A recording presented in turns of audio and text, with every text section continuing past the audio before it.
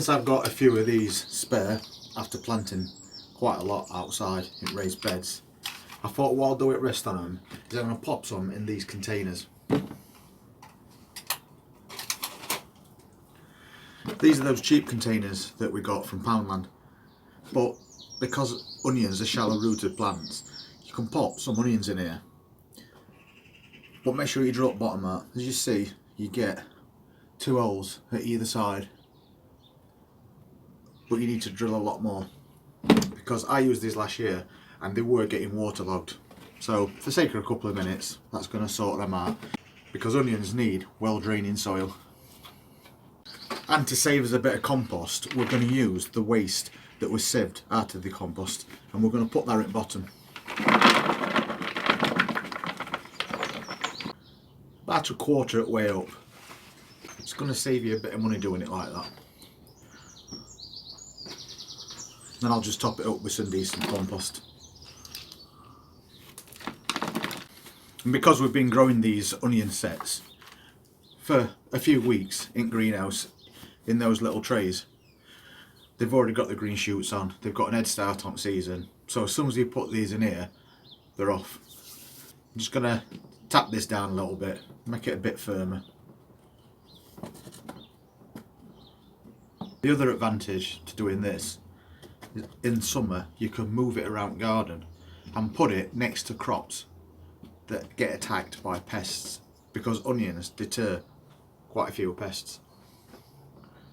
Cats don't like the smell of onions. If you put them next to carrots, it's very difficult for the carrot fly to smell the carrot tops, because this is shielding it. So that's another advantage. So just like we've done before, we're just going to make an hole and we're going to put them away from the edge so they've got room to bulb out.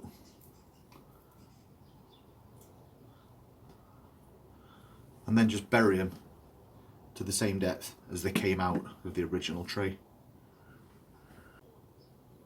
And make them about 3 to 4 inches apart. We're not going to grow huge onions in here by any stretch.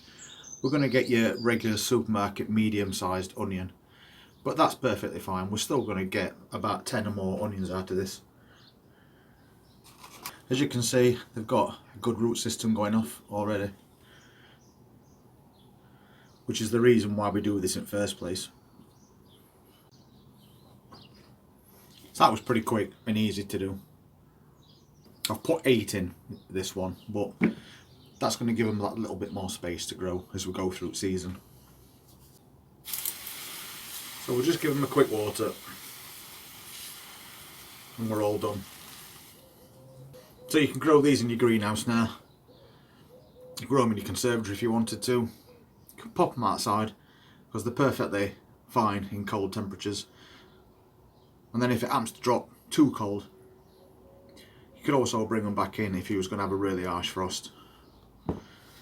So that's the convenience of planting in containers. So I was looking at these the other day. These are the container carrots that we did, and they've started coming through. And they're the Royal Chantenay's that grow to little fat stubby carrots, which is perfect to put in a little tub like this. But you can have a problem with carrot fly. But there's a way to get around that. Because this is in a container, you can put it as high as you like, on a shelf, on a bench, any raised area, inside or outside. Because a carrot fly can only fly 60 centimetres high. They don't fly any higher than that. If you put this above 60 centimetres, then you're going to avoid that problem. I just thought that was worth mentioning to people that's actually been planting carrots in containers, because if you put them on the floor next to a raised bed, then the carrot fly can still get to them, but if you raise them up, it can't. So just a little thought there.